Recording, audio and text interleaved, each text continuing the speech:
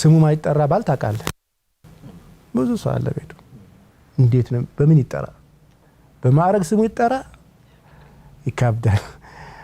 በራሱ ስሙ ይጥሩት ይደብረው ይሆናል አስተላና እዚህ ብዙ ጋሻ ጃግሬዎች ኡስታዝዬ የሚሉ ሙፍቲ የሚሉ ሀጂ የሚሉ ምናምን የሚሉ ስትመጣ ቤት ስትመጣ ሙጀረድ ባልነ እገሊዬ በፍቅር ስምህ እንድትጠራ ፍቀድላት ዝቅ በል ይሄ ምንም ኮስት ስለማያረግህ ማለት ነው ጥሩ የአጼ ቴዎድሮስና የገብርዬ ታሪክ ትዝ ይላችኋል አይደል ጊዜ አንስተናል እና ቤት ስትገባ ትጥቅህን ፈታው ግባ ግዴለ ባጭሩ ማለት ነው አንተ ምታቀኝ ታጥቄ እሷ ምታቀኛው ለቀ ያላሉትም እንዴ በቃ this is natural life ይሄ ነው ሲምፕል በቃ ምስኪን ባል የልጆቹ አባት የሚስቱ የፍቅር አጋር ምናምን ሆነ ግባ ኢዚ ሰማቸው ቶ ይሄ ሌላ ኹራፋቱ ምናምን ያይለፋህበት ነው ኦፍ ኮርስ ከየትም የሰበሰብከው አይደለም የለፋህበት ሊሆን ይችላል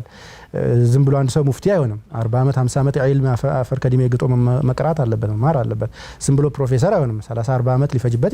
ይችላል ሀከዛ ዶክተር ኩን ማሸት ግን ቤት ይሄ ምንም አያርግም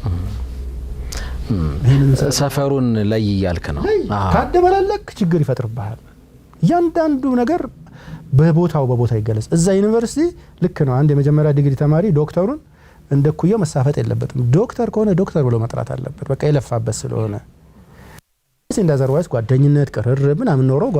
ዶክተር ጓደኛን በስሙ ልጠራው ትችላለህ ዳዳዝም እንተሳፈጥከው ማለት አይደለም